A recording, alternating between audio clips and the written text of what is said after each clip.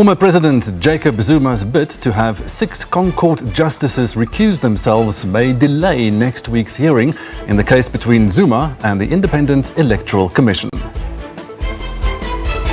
Struggle stalwart and former PAC President Dr. Motsoko Peko is being laid to rest in Johannesburg today.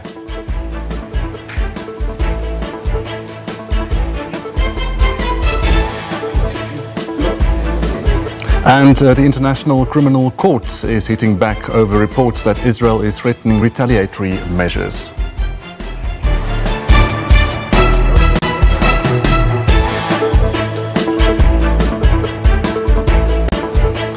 It's Saturday and time for Week in Review here on the SABC News Channel. We are live today here from our studio in Johannesburg. Good afternoon and welcome. My name is Gustav Greyling. Now, we invite you also to be part of the show. You can give us a call on our studio number. That's 011 714 0680, 0681 or 0682.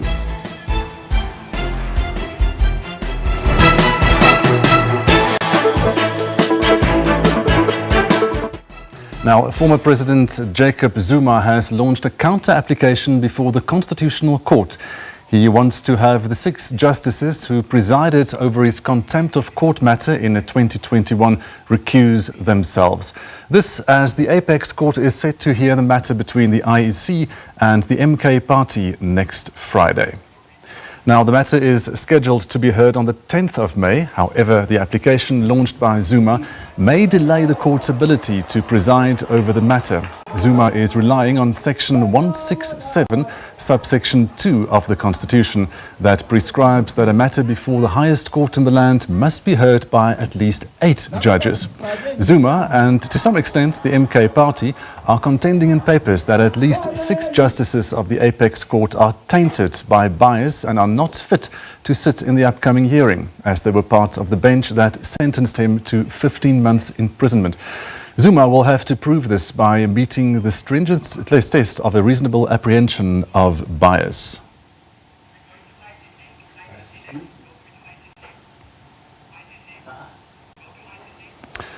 Now, the International Criminal Court is hitting back over reports that Israel is threatening retaliatory measures if arrest warrants are issued against senior officials, such as the Prime Minister Benjamin Netanyahu.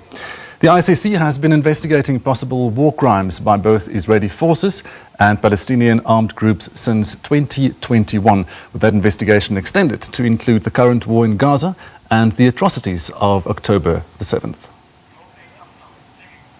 A group of bipartisan US senators reportedly held a meeting on Wednesday with officials from the International Criminal Court trying to convince them not to issue arrest warrants against senior Israeli leaders like the Prime Minister Benjamin Netanyahu and also the Defense Minister Yoav Gallant. Well, Israel has reportedly voiced its concern to its main ally, the United States, that the Palestinian Authority may be behind the push, with Israel reportedly poised to retaliate against the PA if arrest warrants are issued, amid fears it could see the latest hostage and ceasefire negotiations derailed. Well, ICC prosecutor Karim Khan is slamming these reports, saying that all attempts to impede, intimidate or improperly influence its officials must cease immediately. Well, Khan is investigating Israel's conduct over the war in Gaza and Hamas over the October 7 atrocities. Well, Prime Minister Benjamin Netanyahu came out a little earlier this week saying that if the ICC does issue arrest warrants against senior Israeli leaders, it would be an unprecedented anti-Semitic hate crime, urging world leaders to step in. Sarah Coates, SABC News, Tel Aviv.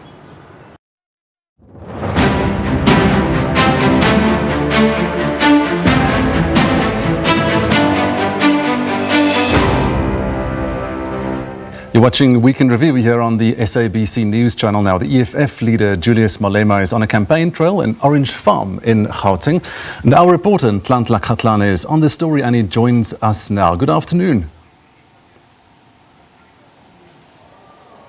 Well, a very good day indeed, coming to you right here from Orange Farm, where EFF leader Julius Malema is expected to come and interact with residents and EFF members here. With 25 days to go before the election day, parties really leaving nothing to chance in this much contested election. But with me, I'm with the provincial secretary of the party, Moshe Koma. Thank you so much for your time. 25 days left before the day.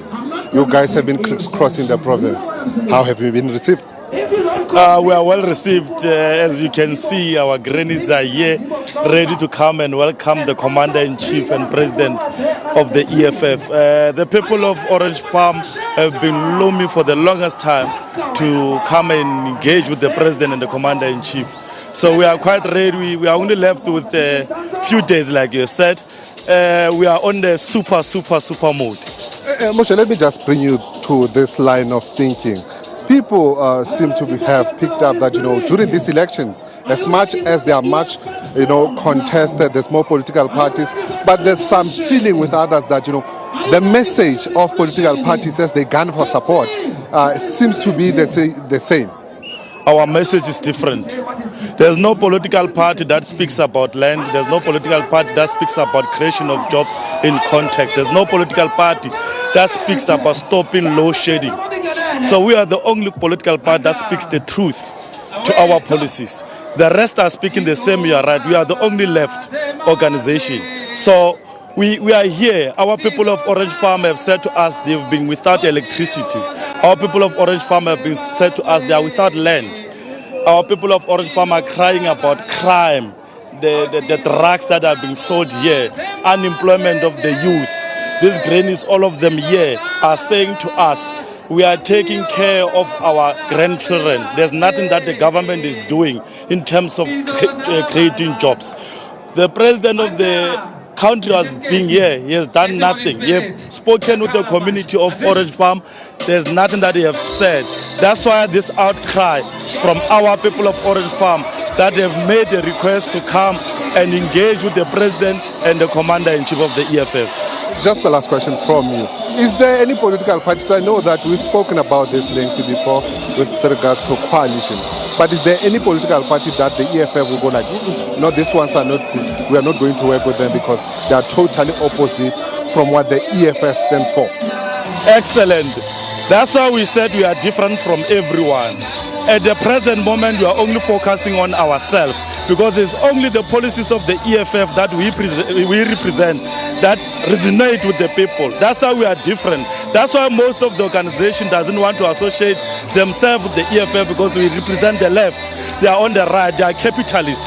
Where ours is about the poor, the mass, the rejected masses, the security guards, the gardeners, those without jobs. That's what the EFF is all about.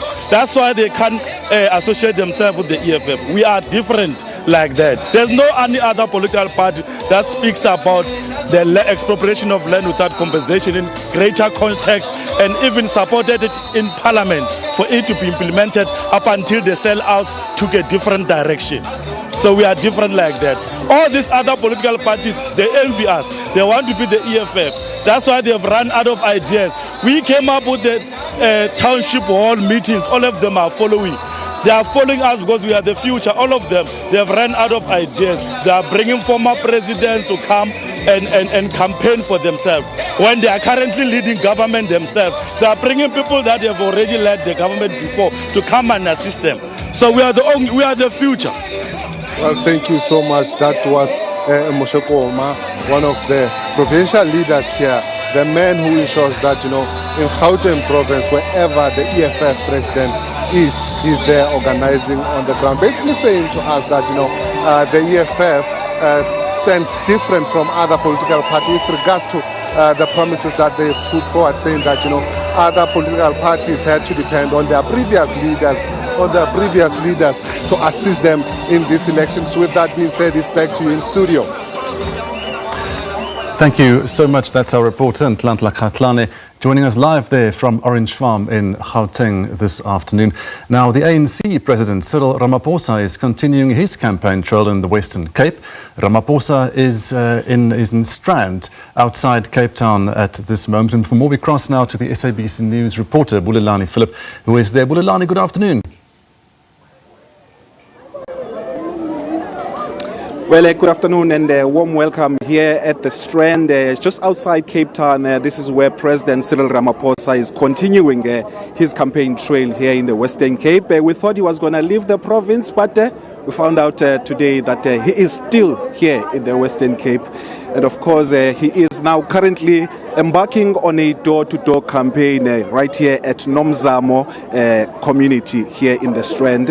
And to talk to me more about this campaign trail and the program for today is National Spokesperson for the ANC, Mahlengi Bengu Mutsiri. Thank you so much once again for your time.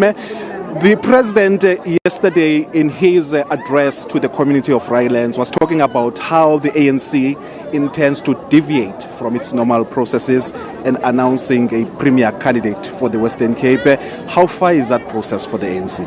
That process is proceeding quite smoothly, and the ANC called the leader of society, decided to embark on a wide-ranging consultation on this matter with relevant civil society organs and structures in the Western Cape and throughout the country, those that support the vision and the values of the African National Congress, to make sure that when the premier candidate is unveiled, that process of consultation is taking place. So the deviation has a lot to do with that, with making sure that the process is far more consultative than we normally do. And that is proceeding quite well.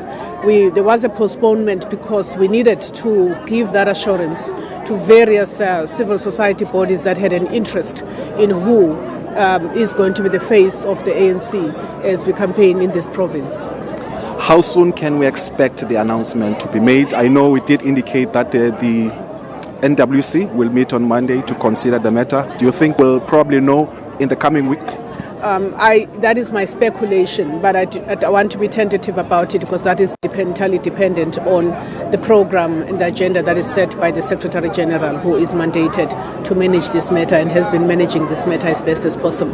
But we are very much aware that there is a lot of anxiety among various communities here, with the President have been expressing their anxiety about the need for the ANC to pronounce on its premier candidate, and we are being dutiful to that. That's the only premier candidate that is being unveiled before the elections. The rest of the other provinces, of course, that will follow immediately after the elections. But I can say that in the coming days or so, you will get an indication, and we will communicate to members of the media.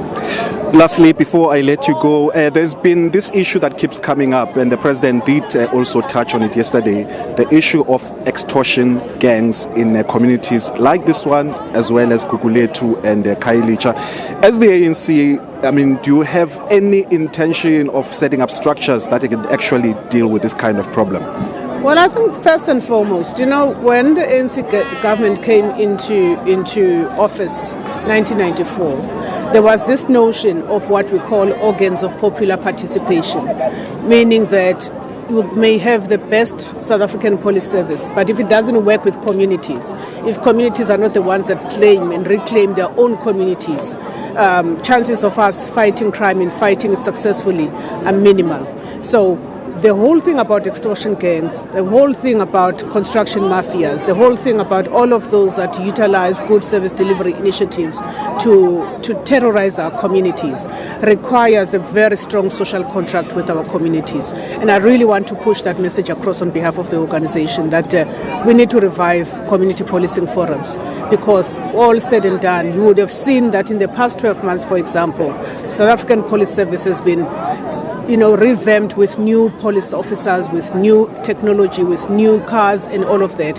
But in the absence of strong community activism in fighting crime, in fighting gender-based violence and femicide, you are really unlikely to achieve or see the results or the impact that we desire out of all of the interventions the government is making. But indeed, it is a matter of concern. It is a matter of concern also that there isn't much that's being done by the ruling party, the ruling government in the Western Cape, particularly in predominantly coloured and African areas, to fight the scourge of crime. Went to Philippi yesterday, you couldn't even carry a cell phone because you'll be told that here you hardly see a police officer and you broad daylight to get attacked.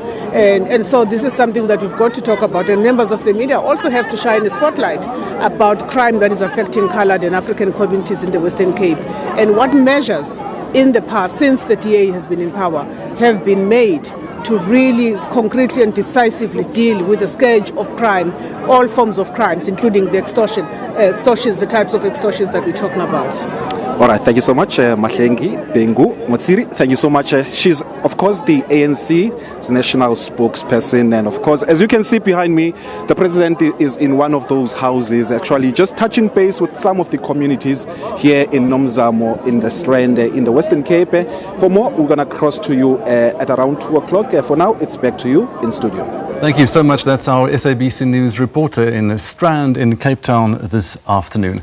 Now, the IEC Chief Electoral Officer, Sai Mamabolo, says the overall approved number of applications for special votes currently stand at approximately 1.5 million. Now, registered voters had an extended deadline until midnight last night to apply for special votes. The application process was open to voters who can't travel to their voting station on election day because they are physically infirm, disabled or pregnant, or are unable to vote at their voting station on election day. Mamabolo says the number of special votes is likely to increase further after capturing all the uncounted special votes.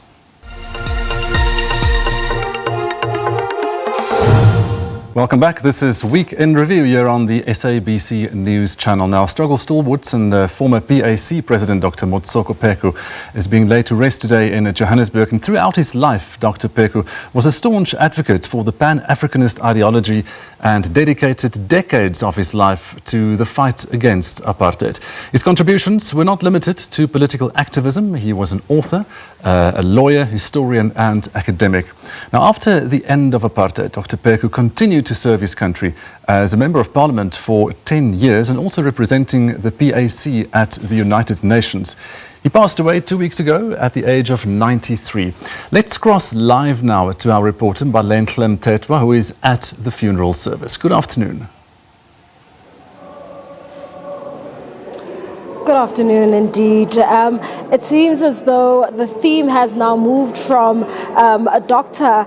Peku, the struggle stalwart, to him being a family person and a family man. His daughters gave a very moving message here, talking about how he always had time for them. Mamelo Peku told the congregants here that he had time, her father rather had time to speak to her even when she had exam jitters, and they would discuss them together. And he even had her timetable with him, and he would always check in on her to see if he had made it on time for her exams.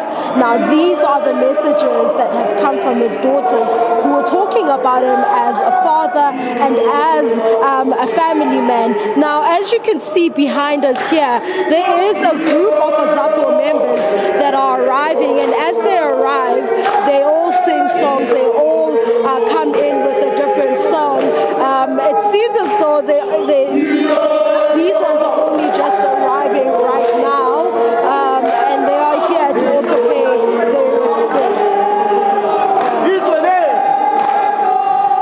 But I am actually not alone. I am joined by the provincial chairperson, Sandile Swanepoel, who is going to speak to us today about the legacy of Dr. Peku. Thank you so much for taking the time to speak to us. Dr. Peku is a family man, as we've heard from the daughters, but he's also a leader, a struggle stalwart, and you know, he was he was of advanced years, in his 90s already. And what would you say? I mean, you're fairly young, and I don't believe that you would have worked with him back then, but your relationship with him right now and his contribution to, you know, the organization in post-apartheid South Africa, how was it? So we have to first understand that Dr. Peku was a leader of the PAC, a president of the PAC to be particular. And also he influenced the political thought of the organization itself, right? So we're not just putting to rest anyone, but this is the leader and also a man of dignity. And also, Dr. Peku also understood the intergenerational need to translate the struggle of the African people. So that people like us, for example, who did not live in 1960, we could be able to understand and conceptualize what the problems are of the African people. And his works and his writings contributed immensely to that work. So as we put him to rest today, we know very well that we have lost an exceptional person, right? An exceptional leader with integrity, one that you don't find today, right? Because people are too busy playing politics.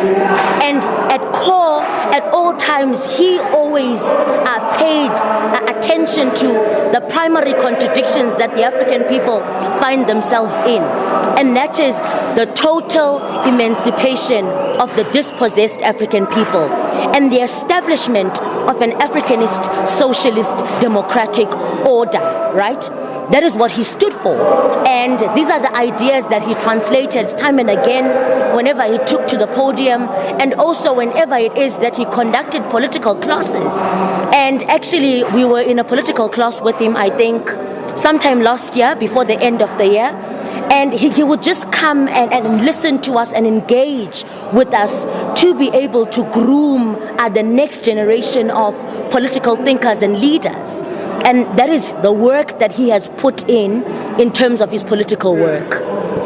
Now, you know, the conversation that we had throughout the day, and the resonating theme is that South Africa is not yet free, and that, you know, there's just a watered down version of the colonial rule under the new democratic dispensation. Who's to blame for that? Well, the first people to blame, it's the settler minority group, which is the ruling class in South Africa, right? They are the first to blame simply because they have done the work of continuing to depoliticize the African people and for them to move away from the primary objective, which is the return of the land of the dispossessed African people. Now, it is not a hearsay to say that we are not yet liberated and it is not yet Uhuru, right? African people today still do not have land. They are subjected to a square meter where they mount a tin, right? And that is actually allocated by the government, to be particular, right? They are the people that say that, okay, so the space that we can get for you temporarily is a tinned roof, right? And also the space that we will then create for you is an RDP house that cannot even stay for a longevity of, let's say, 10 or 15 years, right? But also, African people have been protesting for service delivery, right? And they are constantly dehumanized with the nature and the quality of the life that they live. So also we want to blame the collaborators, right, with the very same ruling party, those that keep intact the interests of the ruling party. And also you could say that it is embodied within the Constitution of South Africa, which in Tate Pheko says that it is a fallacy of a constitution that does not represent the primary needs and interests and concerns of the African masses. Thank you so much. There you have it. That is the provincial chairperson speaking to us about their views on the constitution and the new South Africa post-apartheid. It is back to you in studio for now.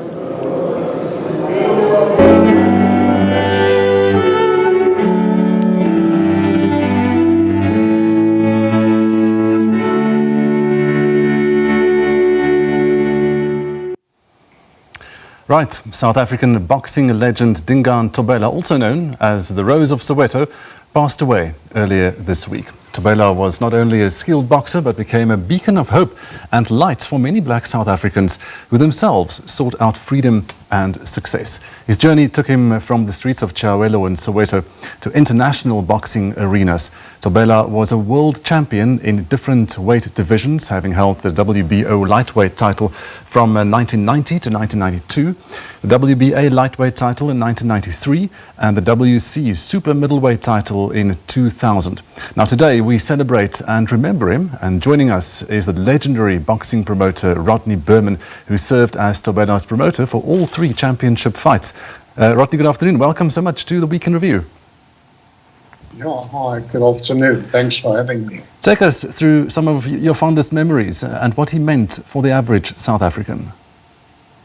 Well, first of all, if I heard you correctly, I thought, just to clarify, the Dingon Tobella was adored by all boxing fans, and probably it transcended boxing fans because he was inspirational for everybody. I am pleased, I told him on many occasions, Dingon Tobella, in my now decades of boxing, is without doubt the finest, most talented boxer that I've ever seen coming out of South Africa in all my years.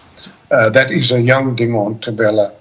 And what he does have is a distinction with Sugar Boy Malinga of being the only two fighters in the history of South African boxing to have held the WBC, which is the famed green belt WBC world title. So he goes down as one of the greats ever in South African boxing, with the likes of Baby Jake Matala, Brian Mitchell, etc., etc. But, you know, to me, it's one thing paying tribute to a fighter who's fought for you, extolling their boxing virtues. But as I say, for me, it's probably more important to describe the human being himself. And again, the greatest compliment I could give Dingon is that despite his incredible achievements, he was always very humble, had no airs and graces, always smiling, always willing to help when called upon, and a very modest young man. And I will remember him for his boxing skills, but I will also remember him for the person he was outside the ring. You know, he fought across 4 weight divisions during his illustrious career. How do you think he would like to be remembered? What would he be most proud of? I think, you know, obviously from where he came and his achievements, but I've got to tell you that when he won the WBC title at super middleweight, he jumped over in 7 years. I think it was from 1993 to 2000. He'd ballooned to a super middleweight, and he was given very little chance of winning that fight. It was probably the most dramatic world title ever held in this country. It was something like 20, 30 seconds to go, and Dingon was behind on all scorecards. He had this incredible power, and he knocked out Glenn Catley, as I say, with 20, 25 seconds to go. I think when you ask me how we'd be like to remembered, again, probably not only for his achievements in the ring, but for what he was able to contribute because of being such a skilled fighter to underprivileged people that looked up to him with such awe. Yeah, he was a bit of a pin-up guy when he was young, of course, quite popular. He said he wanted to be like Bruce Lee. Do you know where the roses come from? Where the roses, the rose of Soweto. Funny enough, I was listening to a replay of a program that he did earlier, and he said the name came from, and I'm talking from memory, it came from people that knew him when he was very young, but I unfortunately can't tell you the exact reason for it. So during your tenure with him, what would you say was one of your highlights, your working highlights with him? Obviously, when winning a world title is the highlights, and he won it on very prestigious organisations. What led to his second world title that he won at lightweight, he fought Tony Lopez in Sacramento, and he was candidly robbed. He won that fight, but, you know, going to somebody else's backyard, it's very difficult to get a decision. So we campaigned with the WBA to have that a rematch of that fight, and it was under very difficult circumstances, but we eventually succeeded. And I think that is probably the pinnacle of his career, beating a very credible world champion in his hometown. Well, it was Sun City, but in South Africa. So I would, in my opinion, that is the pinnacle of his success. Many saw him as a beacon of hope, black South Africans. At that stage, in the beginning, in the 1980s, it must have seemed nearly impossible for him to have this career. How did he break through? You keep talking about blacks, but that's what I was alluding to earlier. Dingon was adored by everyone. And boxing is not a black-white thing. It never has been. I mean, the fighters that I revere most in the world, as it so happens that it's coincidentally they're all black, but colour is irrelevant. I mean, I loved Muhammad Ali. I used to travel the world to watch Sugar Ray Leonard, Evander Holyfield, and I'm just reiterating the point. Boxing fans and the public in general, they don't look at a person's colour, they look at his skills. So he obviously was very uplifting for a community under apartheid, without doubt. And what he achieved under very difficult circumstances is incredible. So yes, he was very uplifting to the community. Rodney, thank you so much for joining us here this afternoon. The boxing promoter Rodney Burman talking about Dingon Tobella, the Rose of Soweto.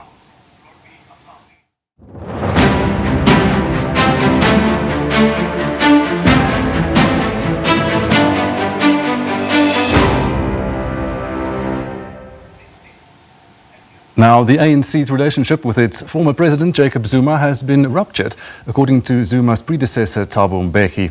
He says his successor has betrayed the liberation movement and must no longer be considered a comrade. Mbeki was campaigning for the ANC in Soshanguve, north of Pretoria, to persuade voters to give the party another chance. In the case of Jacob Zuma, of course, the relationship must change radically. Former ANC President Thabo Mbeki says the relationship between the ANC and his successor, former President Jacob Zuma, can no longer be the same. He says this is due to Zuma breaching the ANC's constitution and campaigning against the liberation movement. The outspoken former party president says it's correct action to discipline Zuma now. I think it's a correct procedure for the ANC to really, I think it's important that it must stick to its own rules and its own constitution. And since clearly he has committed what would be an act of indiscipline, that he should indeed appear before a disciplinary committee, I think that's correct. Mbeki says the party must not be fearful of losing votes ahead of the general elections because it's disciplining its former president. The ANC veteran says principles must be upheld even if it means losing a few people's support along the way. It's correct. Even if we lose 1 or 2 votes as a result of it, doesn't matter, we do the correct thing. Yes. We must do the right thing, and I think it was correct for the ANC to say it may be that we're having elections, that it will be. We'll have elections at the end of the month, but we can't postpone correcting that is something wrong. We can't postpone it because there are elections. I think it was correct to act. The MK party has threatened to mobilize its supporters to gather outside Luthuli House to support Zuma, whilst the ANC is set on disciplining its former president. Samkele Masego, SABC News, Soshanguve.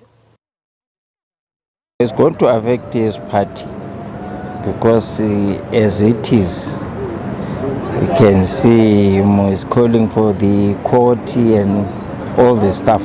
It seems like there's a competition. Why would you leave the party and then afterwards open your own party? Probably there's a mandate behind him opening his own party. I cannot preempt anything. So they need to manage it. They need to decide what they do with South Africa. Okay, regarding the MK political, I think they want to Kenika ANC. They want to fix some things with ANC. It's a scam actually about the MK what.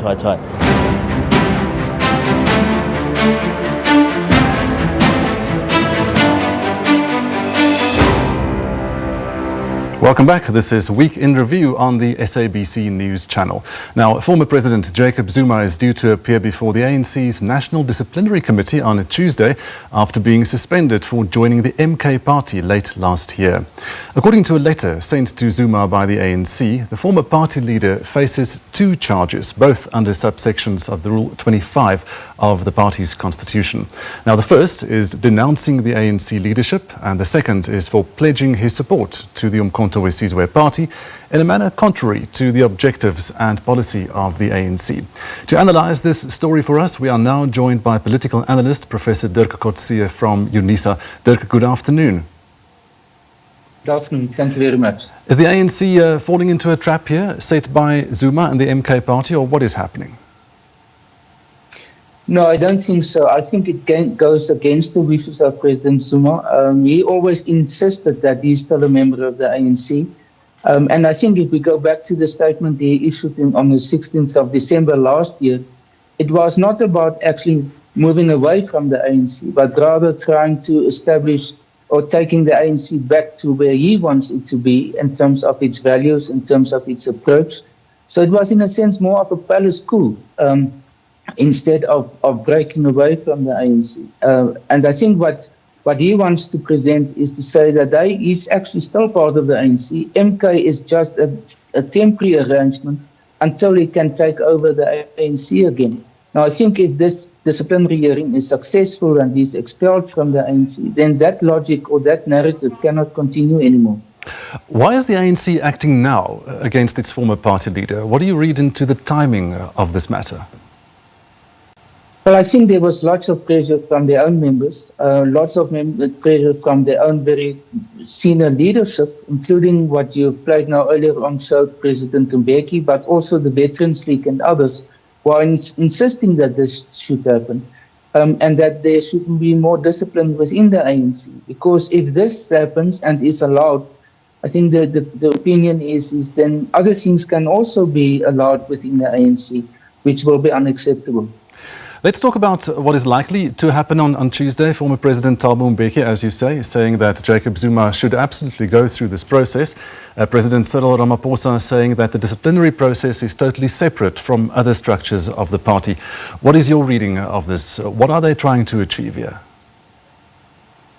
Well, I think the best option for them, or the best case scenario, is that it can proceed as smoothly as possible. But we know from President Zuma he never does that, whether it's court cases or now a procedure like this. He will have his own challenges against the procedure. He will possibly ask for delays or to take it to another date, that there's some objections that they will have with respect to the charge sheet, the procedure that has been followed, and many other possibilities. So I can't really foresee that he will simply accept the procedure and let it continue. You alluded to this earlier, but should one view MK as you would any other political party, or face the fact that it is part or a former part of the ANC itself? That's the nature of the beast here, in a sense. So this messy nature of splitting up is to be expected. Yes, I think, well, obviously it is a split away from the ANC. I mean, I think that is quite clear.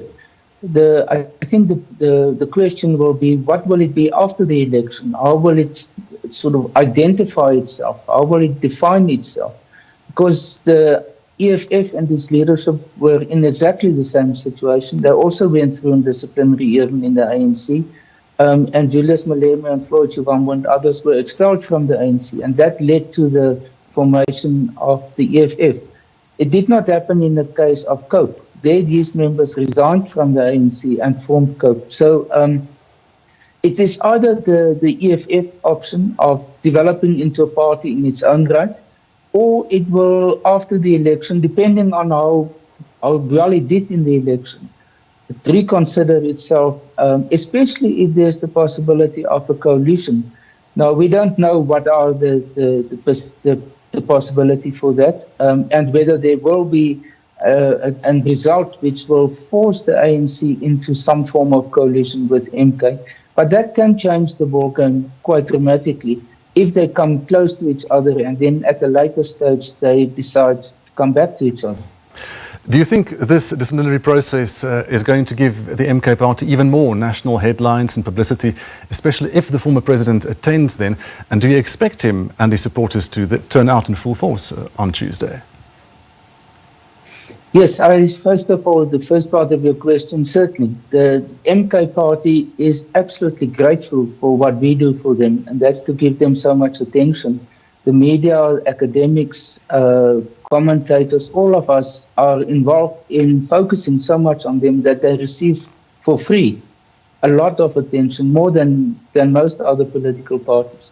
To this process now of the disciplinary hearing, together with the Constitutional Court's case that will also start very soon, I think is a perfect storm for MK.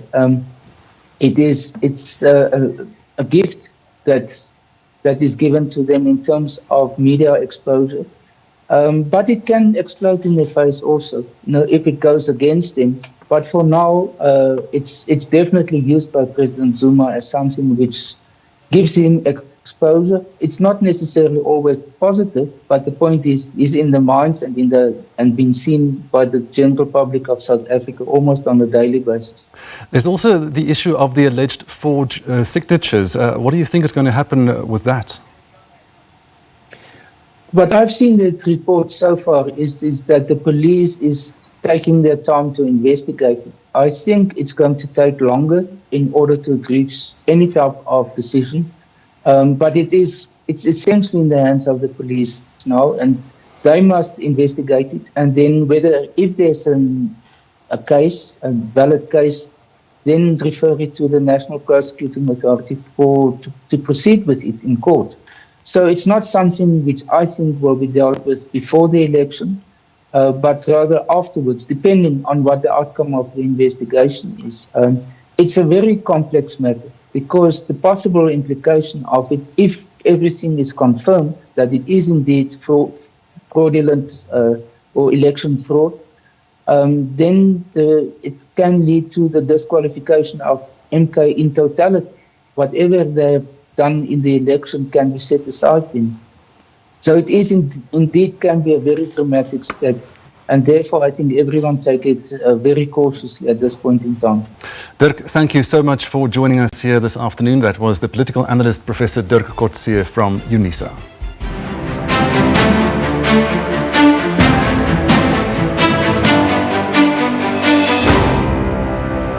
Welcome back to Week in Review. Now, the IEC has called for investigations into what is termed the fake signatures submitted by the MK party.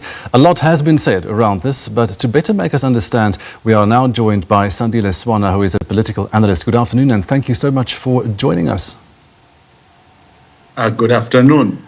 So the MK party has been implicated in this scandal regarding the forgery of signatures, allegedly.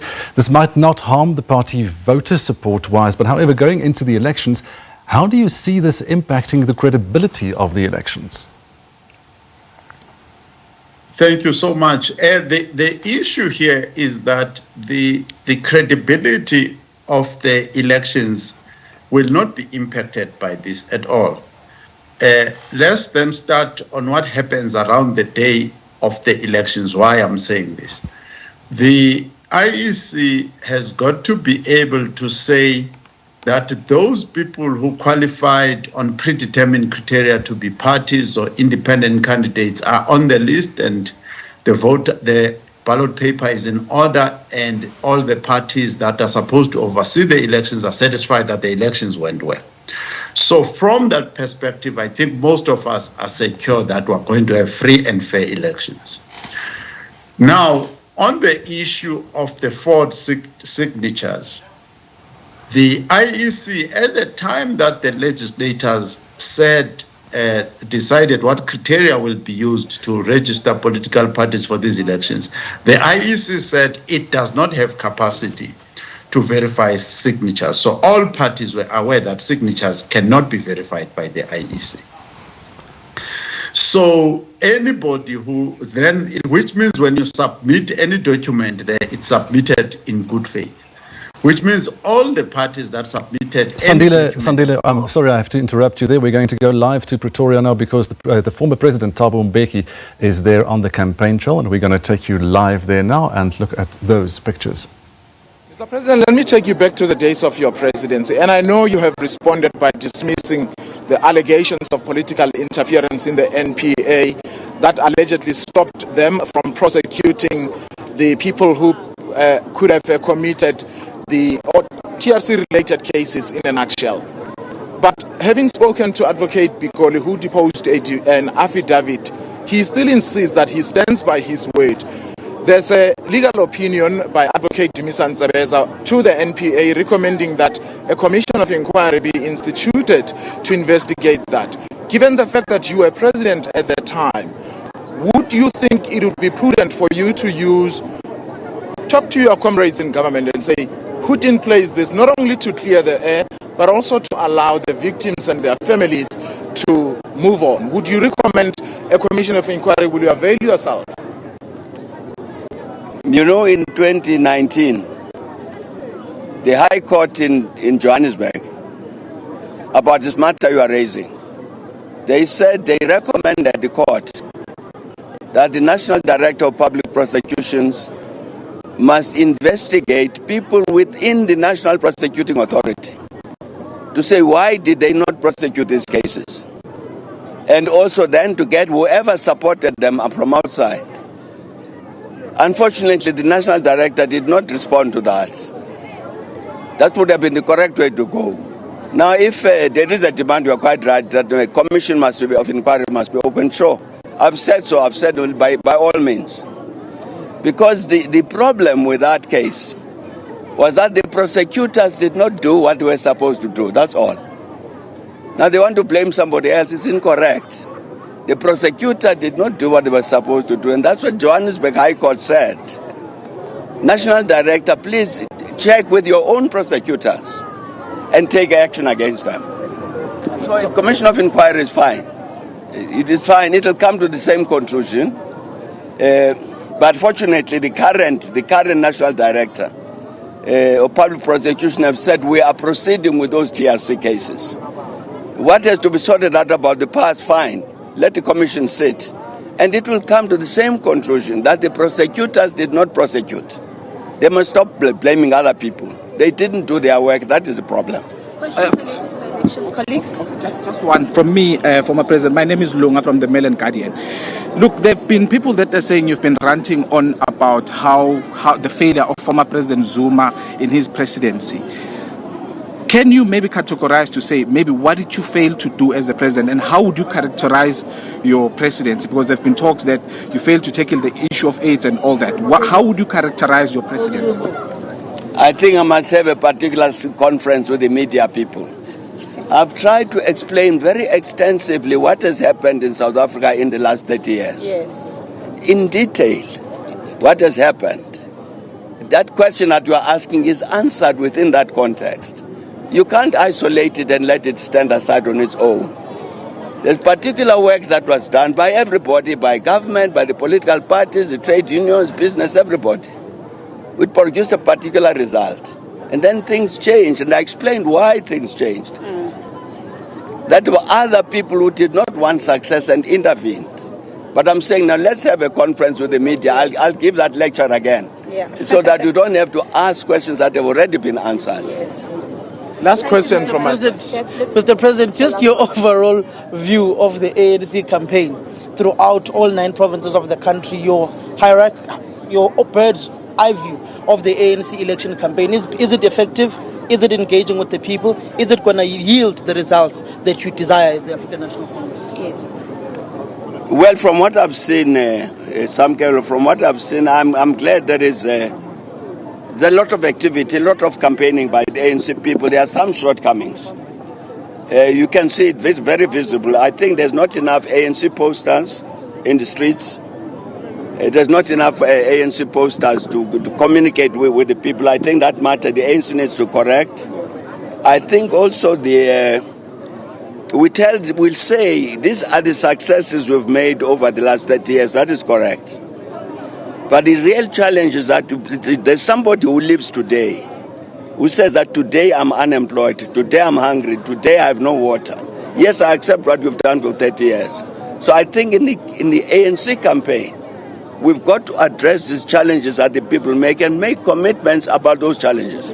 Commitments that we are determined to fulfill, not just to make promises. So I'm saying, Samkelo, that I'm very glad about this, what's happening in terms of the campaign, but there are certain weaknesses. Like I'm saying, the posters, there's not enough posters there to communicate with the population. Plus, we have to be responding. We've got to talk about 30 years and the achievements. That's correct.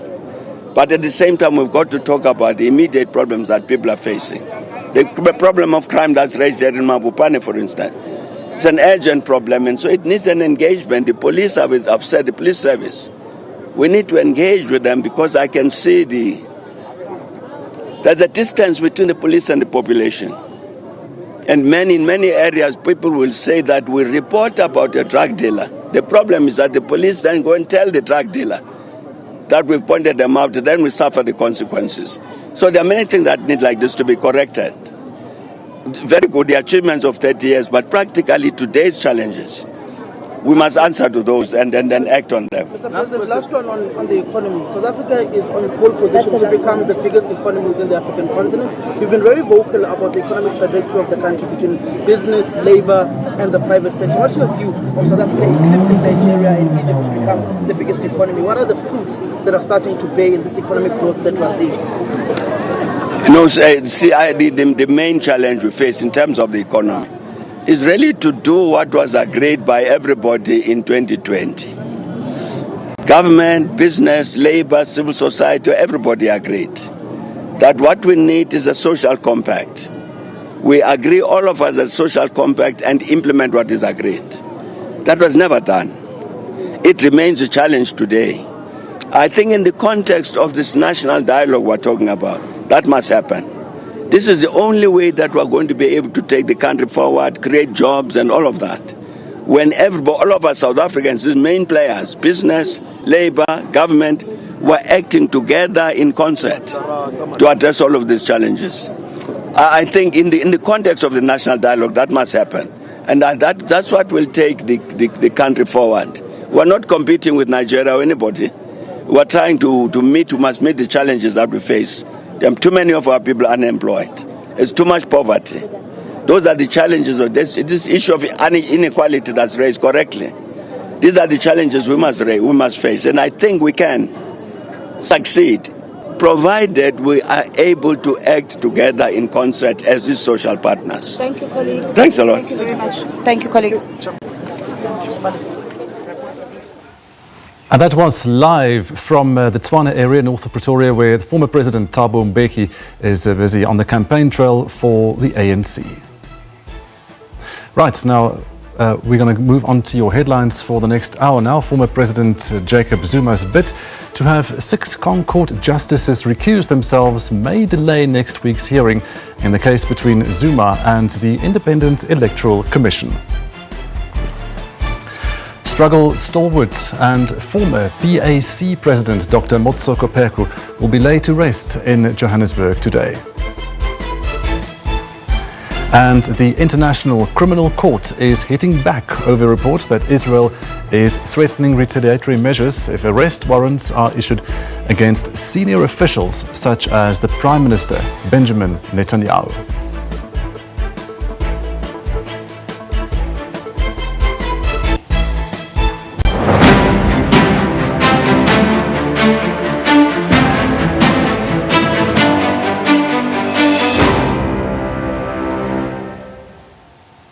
Right, and now we're going to continue our conversation that was interrupted earlier by the former president. Sandile Swanepoel is still standing by, and we were talking about the MK party and this issue around the alleged forgery of signatures to prove their support to be able to take part in the election. And I want to ask you about this. You started to speak about this. The Electoral Commission of South Africa has called on the police now to expedite their investigation into these allegations. And meanwhile, the IEC did say, like you said, that they are unable to verify whether the signatures brought forward by the parties are real or not, in fact. What do you make of this? Yes, thank you. So just to recap, firstly, I think the largest amount of observers and registered political parties over the years, including this year, have put trust in the IEC as a competent organization to run an election, such as the 29th of May 2024. So I don't think there is any concern about that. Two, on the issue of signatures, the IEC did tell all affected parties and the legislators of South Africa that it will not be able to verify signatures. So documents that have been submitted by any other party, the IEC did not commit to verify any of those signatures. So we cannot want to evaluate them on something that was clearly out of scope of their work from the beginning, ahead of time. So that is another issue. However, we do need to be aware everywhere that whether you are in the MK party, the ANC, or you are PwC or any of the big banks or audit firms, you will find somebody committing fraud within the place of employment. When that happens, you then report that case to the police, and the police must treat that as a criminal case, and it goes its way. This will not even assist the IEC to do work that is outside of its scope, but it will contribute to law enforcement in South Africa more generally.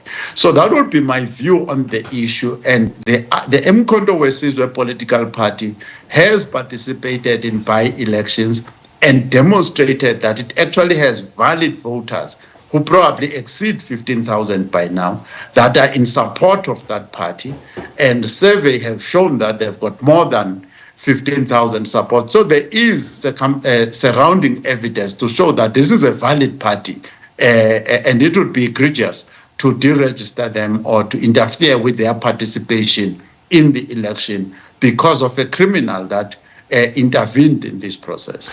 So if it is found that indeed there are criminal elements at play here, does this debacle then carry enough weight to, in a way, postpone the election date? No, the judges of this country will not. Generally, I mean, I saw that during COVID. I thought that the Dikgang Moseneke made a very beautiful case for the postponement of elections during COVID. But the judges correctly saw in hindsight, do not want us to get into the habit of postponing elections like we've gotten into the habit of removing presidents before they finish their term. It would be another bad habit. So there is no grounds really for us to say that elections must be postponed on a party that we already know has got support and is going to unsettle the DA, the and the ANC and change the landscape of South Africa. We know that for sure, and there's no need for us to interfere with that. So if we have the elections then on the 29th of May and the results come in and everyone goes to Parliament, and we then get finality or clarity on this matter, is there in any way that it can retroactively influence the election result or not? From my point of view, the legislators were in office at the time, which is Parliament, and Parliament has got a perpetual life, knew ahead of time that the IEC has got no business, no capacity, and they are not going to do it. So this is a criminal activity that has happened in a normal process that is based on good faith, and it is clear what it is, and the police have got to deal with it. For instance, I think there's an audit firm here that has got somebody who was stealing money from bursaries recently. There's a big case about that. Many of our companies have got people who are doing all kinds of fraud. We don't then reverse everything of national significance because of that. Criminals are there. There's a lot of crime in South Africa. And criminals must be treated as criminals, even if their intention was to sabotage the election. That intention must not be feathered by the IEC or by our courts. The intention to sabotage the election date, which we are fully competent as a nation to run a free and fair election on the 29th of May. So what is the role then of Parliament itself, of the National Assembly, after the elections, when those 400 representatives go to Parliament in Cape Town? What is their role in terms of vetting the members? You must remember that the vetting of members is actually not a very serious issue, because the vetting really revolves, that I know of, revolves around the question of whether you have a criminal record and whether you have spent the 5 years of a cooling off period and then you are now rehabilitated to be a member of parliament. Remember that the way our law is structured is that a lot of people went to prison and were debarred from participating in parliament, in electoral processes.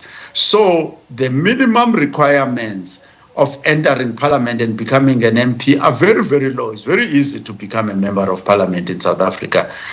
However, there is a need to then upgrade and choose people carefully in terms of committees, in terms of who goes to cabinet and so on and so forth, because there's been a long-term period where 15 years or so of incompetence in parliament and immorality, I mean, large-scale professional failure in professional ethics and so on and so forth. So that is going to be another process that the members of parliament have to go through to say who really qualifies to be a cabinet member, who really qualifies to be a committee member among themselves. Yeah. What is the role of the IEC then after the elections? Where does their role stop and where does parliament then take over? Once the elections are done and the results have been certified, then the process of setting up the new parliament, eventually electing president, setting up a new cabinet, and all those types of things follow. Then the thing basically moves to the legislature and the executive. The independent, and as the word says, independent electoral commissions, because the elections must be conducted by a neutral body that is not part of parliament or any of those things, but using laws that have been approved by parliament. So once the results are certified, then they must allow parliament within the set dates to convene and to start their own process. So just to wrap this matter, we are going to the polls on the 29th of May, no matter what. I don't see anything that is threatening the polls. The polls will go ahead, and you will discover that the Constitutional Court will tell people to go to the polls. They are very reluctant to stop elections from happening, and the IEC has not done anything wrong in terms of signatures or anything wrong, because they told the elected public representative that there's no capacity for that. I mean, I don't even want to go into the issue of what would be entailed in trying to verify signatures of all those documents. Bear in mind that all these people who want to talk about this, their own documents and their own signatures have not been verified. So, and these were going to be accepted on good faith, and let's proceed on good faith, because we knew, all of us, that this is on good faith. We must not allow criminals to sabotage the election date. Thank you so much for joining us here this afternoon, Sandile Swanepoel, the political analyst. You are watching Week in Review on the SABC News Channel, and we will be back right after this.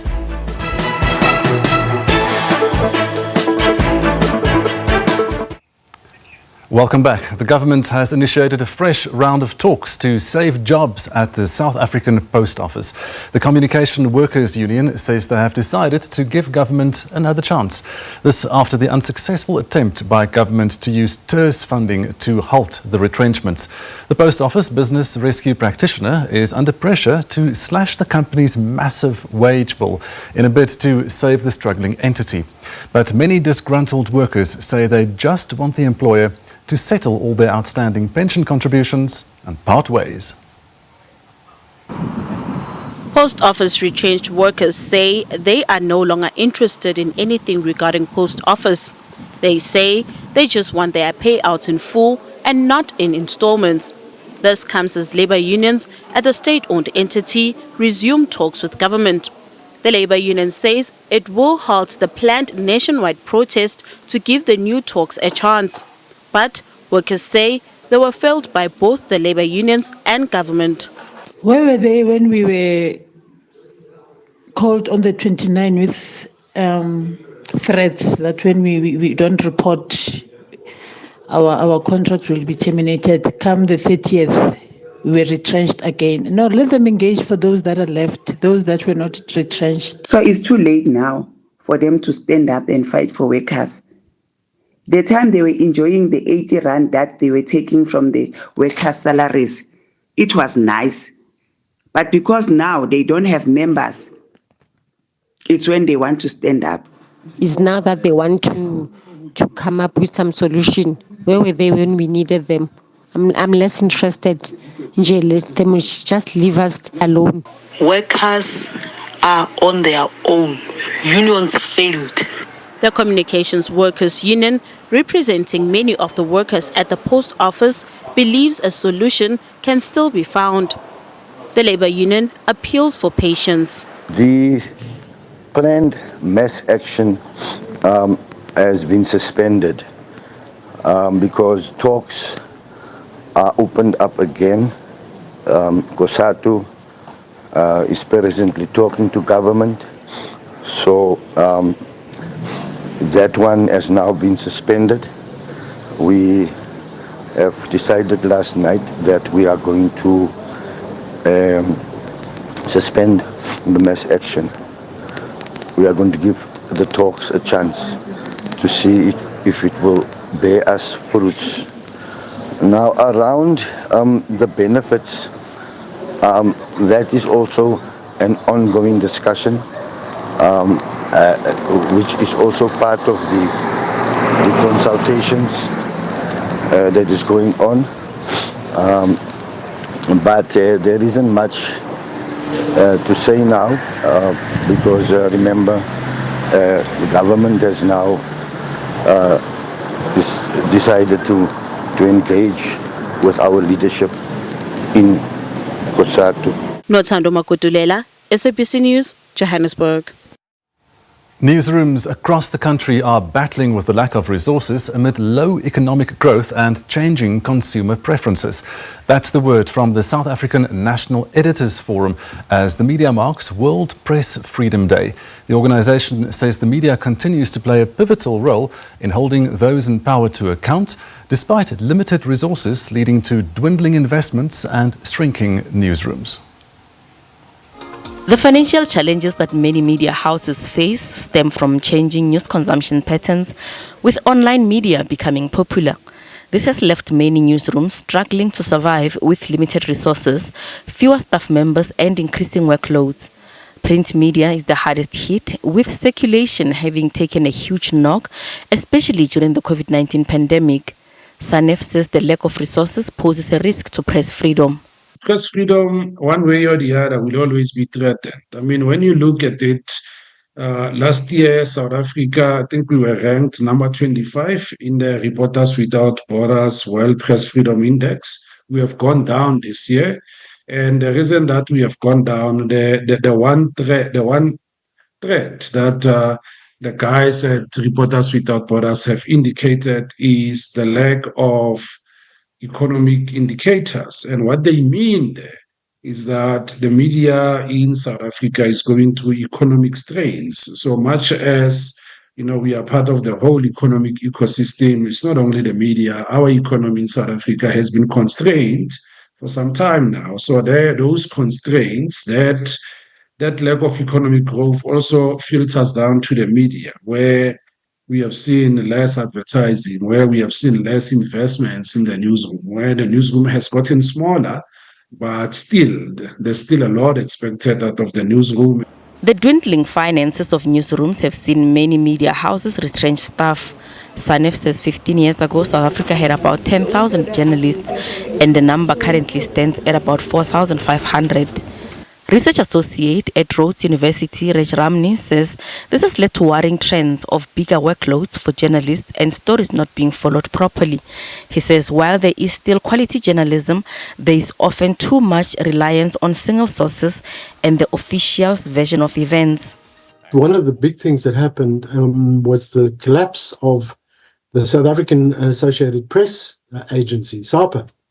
When SAPA failed, that meant that a lot fewer journalists to cover, and it failed over a long time, I think, but a lot fewer journalists to cover things happening out in far-flung areas.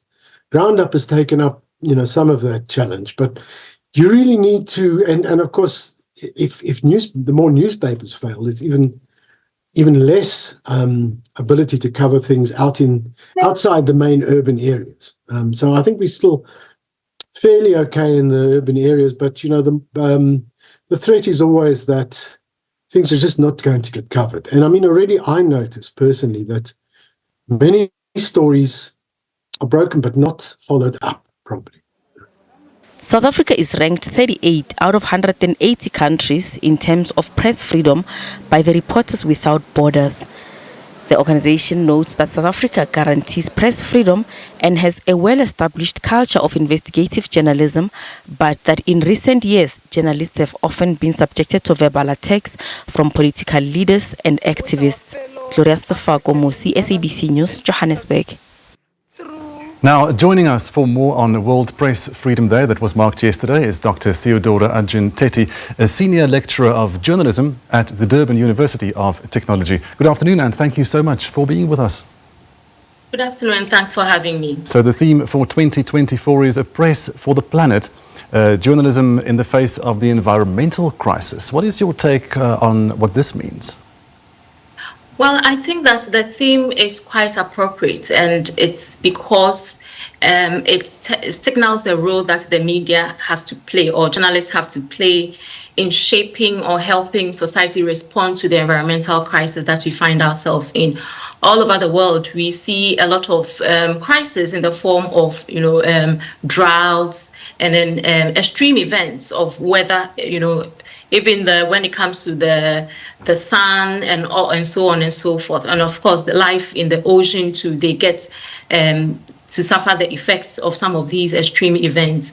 And it is just telling us that the theme is just telling us that the media must also care. And yesterday I was in a particular session talking about this, and I said that I'm sure some people would ask whether the media doesn't do that job already of, shedding light on environmental issues.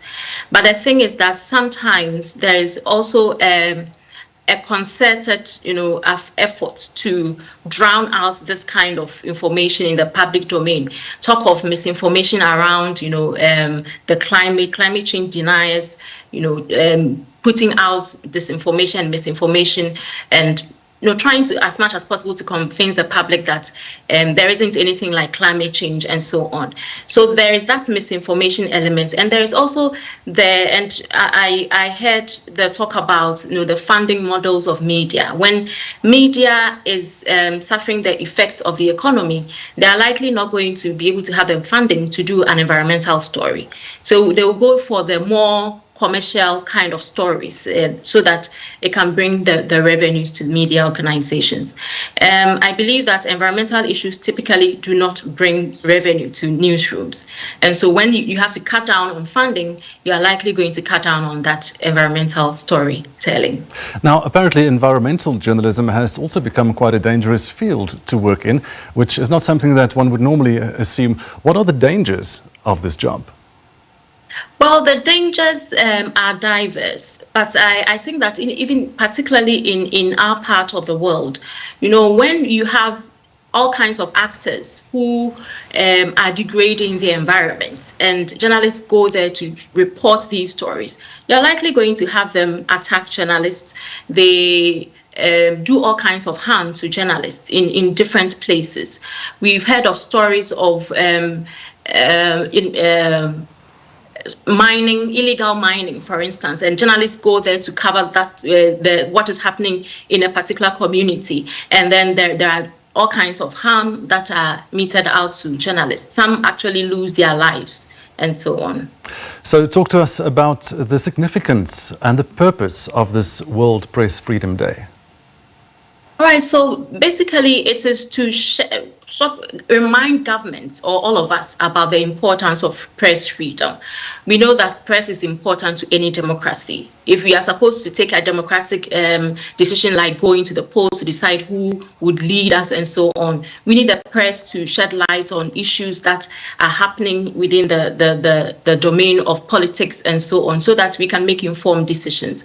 So it is a day that is set aside to mark, the importance of press freedom, and also to remind governments of their role in ensuring that journalists are safe, they work in a conducive environment. And of course, it's also a moment that we honor journalists and the work that they do. So bringing it home now, is the role of the media important to South Africans? Is it still the same level of importance as a number of years ago?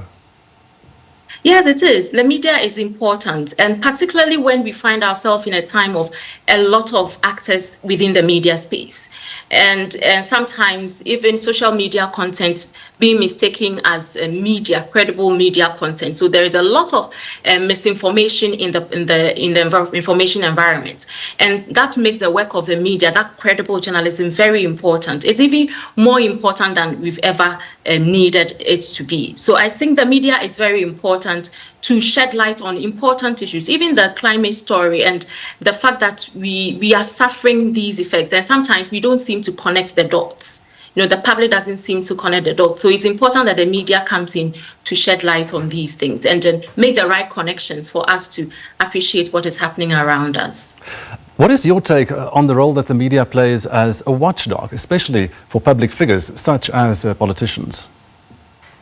Well, I think that most of it, when you go to journalism school, students are always told that the media is the watchdog of society, and as much as possible, they shouldn't tend to be the lapdog. And that tells us how media, if there is an independent media, they hold duty bearers accountable to what they do.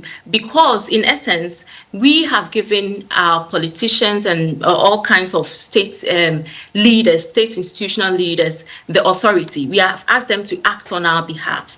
And we need a way to ensure that they are acting on our behalf the right way. So the media comes in to do that for us, and then we can question and also participate in the democracy that we find ourselves in. So the media is indeed the watchdog of society, and they must be protected and preserved. The work must be preserved so that they can do their work effectively. So does the media need more money, investment and influence in society overall in order to fulfill this watchdog role better? The media does need money. They need the support of the public. And for the past years, I think we've been talking about the viability of media industries, particularly when the COVID hit. Even before the COVID, media had all kinds of challenges. The business model of journalism was already failing. And then COVID hit and it exacerbated the whole situation. And so the media needs money to do that quality journalism, to go to the remotest of places, to do that human interest story. The media needs the public support. And when I look around, and even there was a research that has been done when it comes to environmental stories, we see them behind paywalls. It is because, media is trying to evolve and to look out for other ways of funding itself. But if an environmental story, for instance, is behind paywall, how many can have access to that? And so there should be some kind of public funding for the media so that they can get information available to we in the public who cannot even afford, the paywalls. So lastly, I saw this article published yesterday on World Press Freedom Day saying that Burkina Faso has sparked concern by suspending a swathe of international news organizations in the recent days for airing accusations of an army massacre of civilians. But what is your comment when something like that happens? When something like that happens, I think that the public would have to come and speak up for the media. The media itself, of course, will shed light on the fact that it doesn't need to be gagged and all of that. But I think the public needs support. Apart from the financial support, the public must play an important role in ensuring that the protection that the media needs, the freedom that the media needs is given in its entirety. And of course, the judiciary and so on, all of us, we are all actors in ensuring that the media is as free as possible. So we should be able to speak up against what is not right. Thank you so much for joining us here this afternoon, Dr. Theodora Adjin-Teti, a Senior Lecturer of Journalism at the Durban University of Technology. This is Week in Review on the SABC News Channel, and we will be back right after this.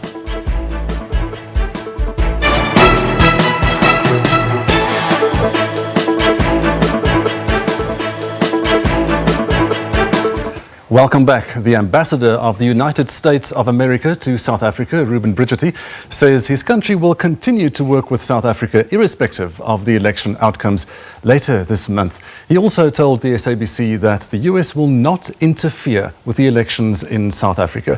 For more, we are now joined by SABC News international editor Sophie Mokoena. Sophie, good afternoon, and it's good to have you with us. Good afternoon. So the USA is one of South Africa's trading partners, and with the elections looming now, this relationship will come under the spotlight. You spoke to the ambassador earlier. What are his views? Well, the ambassador pointed out that much as the United States of America has vested interest in supporting democracy, they will not interfere with the electoral process in the country. And before I spoke to him, I wasn't aware that he had already met with the Electoral Commission of South Africa. I was just doing a follow-up based on the fact that at some point in time last month, there was a story around the opposition party, the DA, requesting the Secretary of State of the United States of America to look at elections in South Africa and support the processes. That would include some of the developed North countries, particularly within the European Union. And that issue prompted a rebuke from other political parties, including the governing party, that is the ANC, and other political parties. They were saying that that tantamounts to requesting a country to interfere in electoral processes of other countries, because you know that you always have international observers, the Commonwealth, the European Union, the AU, SADC, COMESA, ECOWAS. They do come and observe elections, and also some NGOs, including observer missions within the country. And therefore, there's no need to invite a country, United States of America, particularly directly inviting the Secretary of State to be part of this process, and also the other European Union countries and other people even saying, if you do that,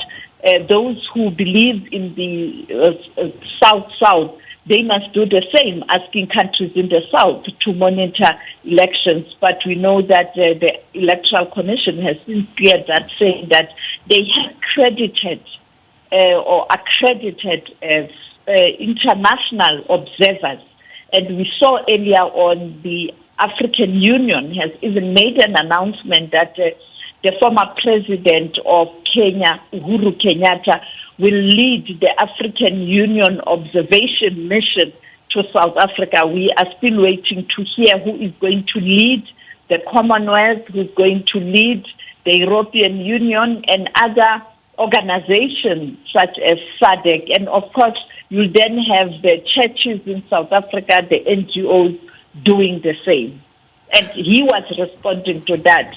And then it emerged that he did meet the Electoral Commission, which is normal, as the Electoral Commission has pointed out, that they also met some group of European Union countries, including other regions, who decided to meet the Electoral Commission just to get a sense of state of readiness as a group. We know that they'll soon be meeting the head of the missions in Africa to take the AU or African countries that are accredited to South Africa on board in terms of state of readiness for elections. It does happen to any other country. When there's elections, you'll have these international observers, but also countries that are accredited in that particular country do get briefing. That is why you'll see them at the counting center or the tally center, or where you collate the votes. Some even visit polling stations during elections. You'll see the heads of the observer missions will be all over the country on voting day, perhaps accompanying some of these leaders of opposition parties to see the voting process. So despite all of what you have just described there, the ambassador's meeting with the IEC still raised eyebrows. Was there any reaction from the IEC itself and from the ambassador? Yes, the IEC did respond to say that it's part of what they do. If people want to get clarity in terms of state of readiness, they do that. But people will not interfere or pressurize them in terms of what they are doing. And as I pointed out, on the election day, you will have these embassies, some of them joining as just monitoring, not observing. And then the observers who are accredited will then be in polling stations to observe the elections. And I am talking about organizations such as the African Union, the SADC, the Commonwealth, because South Africa is a member of the Commonwealth. You will see the European Union because of the relationship we have with the EU. You will see even the UN. You know that we have offices of the UN here in South Africa. So some of the officials might be visiting polling stations on the day of elections. And that is why a day or two after elections, you see those organizations issuing statements in those respective countries where you have elections, talking about what they have observed. Because observation doesn't start on election day. It starts much earlier. As we speak, you'll find that already these organizations that have been accredited to observe elections, they are already having their representatives on the ground. Some of them, you can see them in the rallies. That's how they do it, because you observe pre, during, and post-elections. Right. Sophie, turning to other matters abroad now, and we have this as a headline today. The International Criminal Court has issued a statement clarifying and asserting its independence. What prompted this? You know that last week, in fact earlier this week, there were reports that the International Criminal Court that prosecutes or investigate individuals in terms of violation of the international law, like killing of people and suppressing of people. And we were told that they are looking at issuing a warrant of arrest for the Prime Minister of Israel. You know that at some point in time we had to do a story around a warrant of arrest that was issued to the former president of Sudan, al-Bashir, and South Africa being compelled to arrest him because we are signatories of the Rome Statute, and also we have domesticated the Rome Statute. And then there was last year a whole big story and noise around the president of Russia, Vladimir Putin, who the court also issued a warrant of arrest for him because of the alleged atrocities the Russian soldiers committed in Ukraine. And now they are looking at Palestine. This is not new. It started in 2021. And this was an investigation that dealt with how Israel's occupation has resulted in the violation of the rights of the Palestinians and atrocities meted against Palestinians. And therefore you have to hold someone accountable, because contrary to what International Court of Justice does in terms of dealing with states to states, the International Criminal Court is about individuals. And therefore, there were reports that warrant of arrest will be issued. And Israel and its allies were quick to condemn and attack the International Criminal Court. But when the warrant of arrest was issued against al-Bashir, the very same superpowers were pressurizing countries such as South Africa, who are signatories, even though countries as America are not members of the court, pushing South Africa to take action. The same with President Vladimir Putin. You know how South Africa was under pressure to an extent that they even had to persuade Putin not to attend in person the BRICS summit in South Africa. Now, all of a sudden, there's a strong defense against Benjamin Netanyahu and a suspicion that some of the IDF generals will be hauled before the International Criminal Court. Now, you see that kind of a double standard in terms of if it's a friend of the North or it's a Northern country, they rally behind him. If it's someone they don't care, they don't respect, that person must be arrested and other countries must assist the International Criminal Court. And they even went as far as arguing that they are not members of the International Criminal Court. But we know that in terms of the Rome Statute, if you commit atrocities in a country that is a member of the International Criminal Court, you will be prosecuted irrespective of the country you come from, whether that country is a signatory or not. Now, this settlement by Israel and the constant attacks in Palestine leads to a situation where you charge those who are giving orders, as it did happen with the previous prosecutor who investigated atrocities in other countries, and the American soldiers and the UK military was also investigated. Yes. Okay, thank you so much for joining us here this afternoon and for the clarity on all of those issues. SABC News international editor Sophie Mokoena. We now have to go live to Sandton, the Rosebank Union Church, the funeral service of struggle stalwart and former PAC President Dr. Motsoko Peku. And this is where we find our reporter Balenhle Mtetwa, and she's standing by for us. Balenhle, what is the latest over there? Well, what's happening right now is that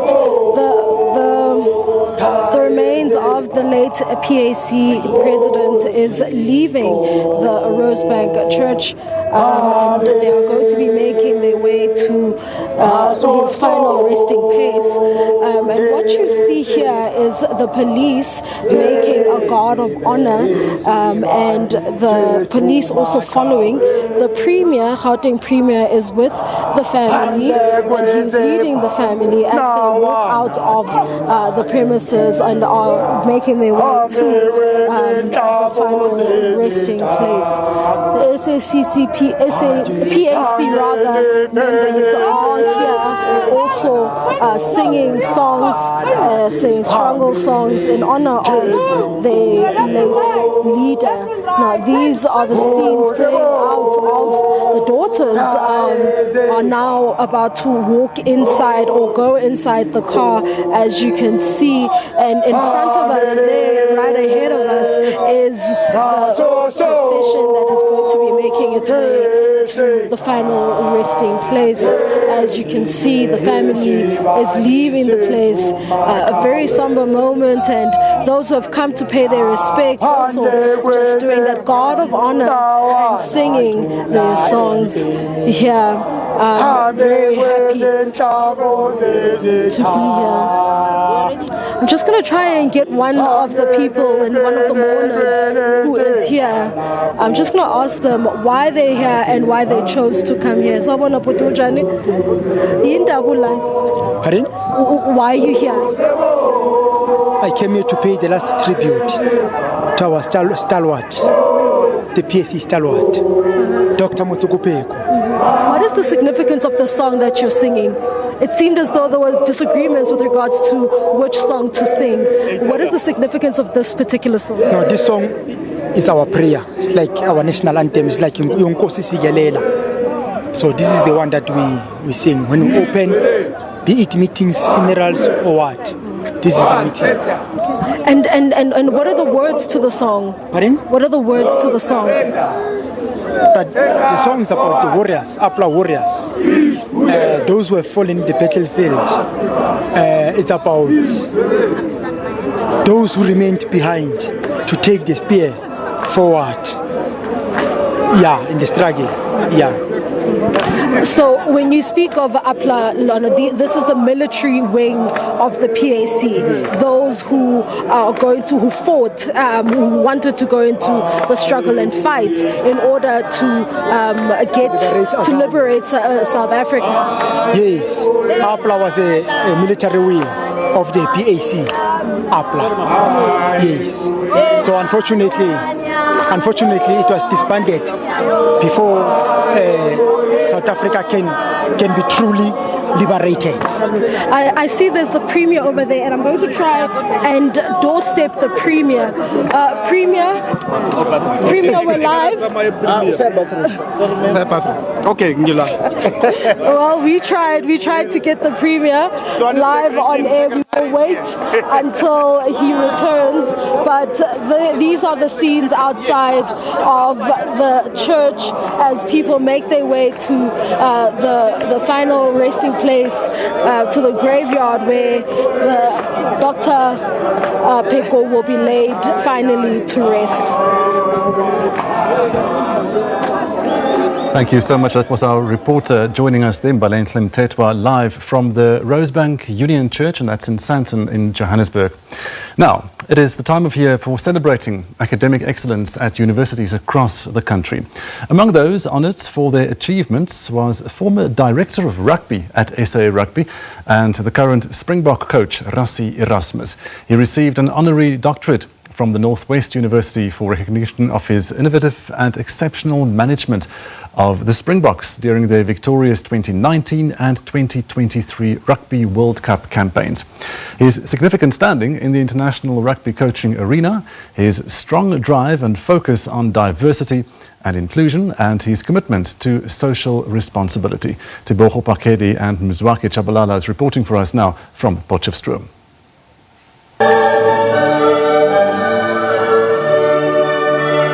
A ceremony with a difference. Rassie Erasmus was born 5 November 1972 and grew up in the small town of Dispatch in the Eastern Cape province. This honorary doctorate is bestowed on Erasmus in recognition of his innovative and exceptional management of the Springboks, leading up to and during the victorious 2019 and 2023 Rugby World Cup campaigns. His significant standing in the international rugby coaching arena, his strong drive and focus on diversity and inclusion, and his commitment to social responsibility. In recognition of a man who united the country behind the Springboks.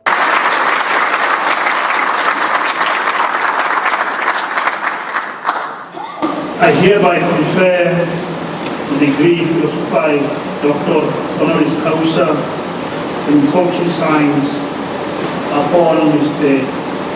Johan Rassie Erasmus. Congratulations. And secured 2 consecutive World Cup trophies. Erasmus was accompanied by Springbok captain Siyakolisi. He says this was a historic moment that cemented his journey. People told me about this. I thought it was a bit of a joke and they were just teasing me, and then you got to understand that they're serious, and when the talks got going, and then the more we got closer to it, the more you understand what it means and why you're getting it, as all the people, the wonderful people here has explained to me, and then it gets emotional. Speaking about rugby, Erasmus says preparations are well underway for the next season and there's no decision on the captaincy yet. We've been working really hard, our coaches and our management team, on Wales and Ireland, 2 test matches against Ireland and then Portugal and Bloemfontein. So we really are busy working. The captaincy is not this massive problem thing that we see. We really have got a lot of leaders. And as I always said at the previous press conference as well, if a guy like Sia gets released by his club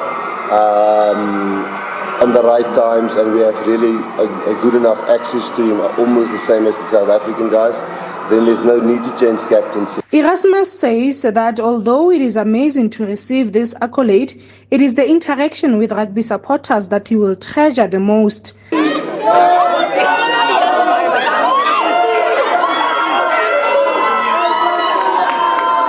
Tebogo Pakedi, SABC News, Potchefstroom. Welcome back. The offices of the South African Social Security Agency, or SASSA, in Mkhondo, formerly Ptor in Mpumalanga, have been closed for 3 weeks now. This after the local office manager and the senior grant administrator allegedly brought 3 unknown men into the offices to perform certain rituals after working hours a few weeks ago. Some employees became suspicious after a number of needles were found scattered around the offices the next day.